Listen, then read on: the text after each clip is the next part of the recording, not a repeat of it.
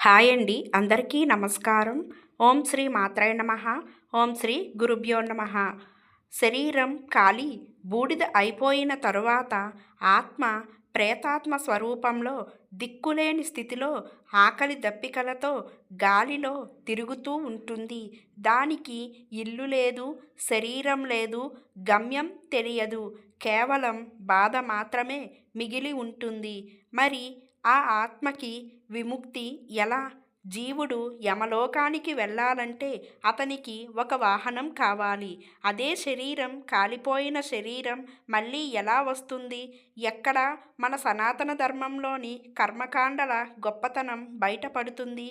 కొడుకులు లేదా వారసులు చేసే 10 రోజుల కొయ్యలు కేవలం ఆచారాలు కాదు. అవి ఆత్మకు కొత్త అవయవాలను సృష్టించే ఒక అద్భుతమైన ప్రక్రియ. గరుడ పురాణం 3వ అధ్యాయంలో చనిపోయిన తరువాత మొదటి 10 రోజులు ఏం జరుగుతుంది? మనం పెట్టే ఒక్కొక్క పిండం ఆత్మకు ఎలా ప్రాణం పోస్తుంది?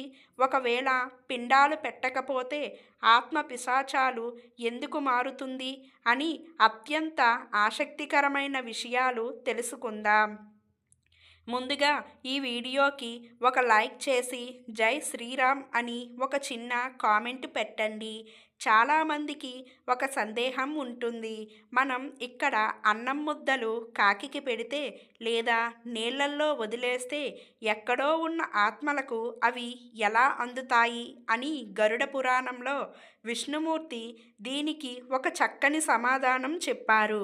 ఓ గరుడ, దూడ ఎక్కడున్నా తల్లి స్నానాల వద్ద పాలు ఎలా ఉత్పత్తి అవుతాయో అలాగే మంత్రపూర్వకంగా శ్రద్ధతో కొడుకులు ఇచ్చే ఆహారం ఆ జీవుడు ఏ లోకంలో ఉన్నా, ఏ రూపంలో ఉన్నా తనకు ఇక్కడ పెట్టే పిండాలు ఆత్మకు ఆహారంగా మారవు. అవి ఆత్మకు శారీరంగా మారుతాయి.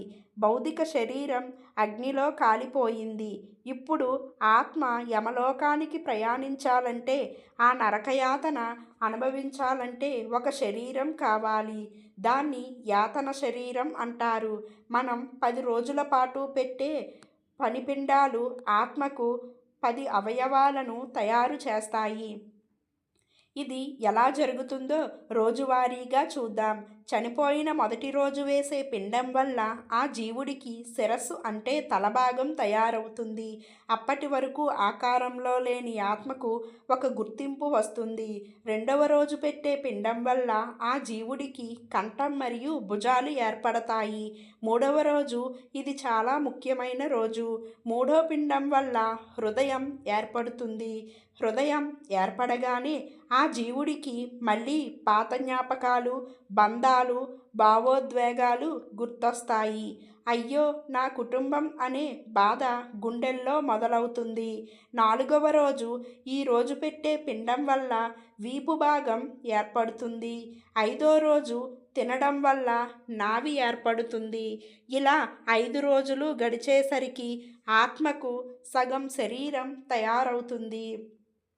ఆ జీవుడు ఆకాశ మార్గంలో తన ఇంటివైపు చూస్తూ నా కొడుకు నాకు పిండం పెడుతున్నాడా, నాకు విముక్తి కల్పిస్తున్నాడా అని ఆతృతగా ఎదురు చూస్తూ ఉంటాడు. ఒకవేళ కొడుకులు సరిగ్గా చేయకపోతే ఆ అసంపూర్ణ శరీరంతో ఆ జీవుడు పడే బాధ వర్ణాతీతం. ఇక మిగిలిన 5 రోజులు ప్రక్రియలు చూద్దాం. 6వ రోజు నడుము భాగం ఏర్పడుతుంది. 7వ రోజు తొడలు ఏర్పడతాయి. 8వ రోజు మోకాలు ఏర్పడతాయి. 9వ రోజు పాదాలు ఏర్పడతాయి. దీంతో 9 రోజులు ఆ జీవుడికి కాళ్ళతో సహా పూర్తి శరీరాకృతి వస్తుంది. కానీ హిందీలో ప్రాణశక్తి ఉండదు, కదలలేడు. 10వ రోజు ఇది అత్యంత కీలకమైన రోజు. 10వ రోజు పెట్టే పిండం వల్ల ఆ శరీరానికి ఆకలి దప్పికలు మరియు ఇంద్రియ శక్తులు వస్తాయి. ఎప్పుడైతే ఆకలి పడుతుందో ఆ కొత్త శరీరం విపరీతంగా బాధపడడం మొదలవుతుంది. గరుడ పురాణం ప్రకారం ఈ శరీర సుఖాన్ని అనుభవించడానికి కాదు, కేవలం యమలోక మార్గంలో శిక్షలను అనుభవించడానికి మాత్రమే సృష్టించబడింది. అందుకే దీనికి నొప్పులు తెలిస్తే శక్తి చాలా ఎక్కువగా ఉంటుంది. ఇక 10వ రోజు బంధువులు ప్రభుత్వ బలి పెడతారు. కానీ ఆ దేవుడికి ఉన్న ఆకలి అది ఏమాత్రం సరిపోదు. అయినా సరే ఆ చిన్న తిరుపతిలోతోనే ఆ జీవుడు సిద్ధమవుతాడు. ఎక్కడ ప్రతి ఒక్కరూ తెలుసుకోవలసిన భయంకరమైన నిజం ఒకటి ఉంది. ఒకవేళ చనిపోయిన వారికి కొడుకులు లేకపోయినా లేదా ఉన్నా కూడా నమ్మకం లేకను బద్ధకంతోనూ ఈ 10 రోజులు కర్మలు చేయకపోతే ఏం జరుగుతుంది? విష్ణువు స్పష్టంగా చెప్పాడు. ఓ గరుడ, అట్టి వారికి పిల్ల ప్రదానం జరగదు. వారికి అతని శరీరం ఏర్పడదు. కానీ ఆత్మకు విపరీతమైన కోరికలు ఉంటాయి. శరీరం లేక కోరికలు తీరక ఆ జీవుడు పిశాచిగా మారుతాడు. అంటే గాల్లో తిరుగుతూ, ఎండకు ఎండుతూ, వానకు తడుస్తూ, ఆకలికి మలమూత్రాలను తింటూ యుగయుగాలుగా పాటు భూమి మీదే ఉండిపోతారు. తమ సొంత ఇంటిలోనే తిరుగుతూ తమ కుటుంబ సభ్యుల రక్తాన్ని పీల్చడానికి ప్రయత్నిస్తాడని గరుడ పురాణం హెచ్చరిస్తుంది. అందుకే మన పెద్దలు అంటారు, ఆస్తి ఇవ్వకపోయినా పర్లేదు కానీ చనిపోయాక ఆకలి తీర్చే కొడుకు ఉండాలి అని. 10 రోజులు పూర్తయ్యాయి. శరీరం తయారైంది. 11వ మరియు 12వ రోజుల్లో సపిండీకరణం జరుగుతుంది. అంటే జీవుడికి పితృదేవతలతో కలపడం. కానీ 13వ రోజు అసలు కథ మొదలవుతుంది. ఇప్పటి వరకు ఆత్మకు కాపలాగా ఉన్న యమదూతలు 13వ రోజున ఆ జీవుడిని బంధించి పద ఇక యమపురికి బయలుదేరాలి అని ఆజ్ఞాపిస్తారు. ఇప్పుడు ఆత్మకు శరీరం ఉంది కాబట్టి యమదూతలు కొట్టే దెబ్బలు తగులుతాయి. ఆ దెబ్బలకు తారలేక జీవుడు ఏడుస్తూ వెనక్కి తిరిగి తన కుటుంబాన్ని చివరిసారిగా చూసుకుంటూ అనంతమైన ఆ యమలోక మార్గంలోనికి అడుగు పెడతాడు.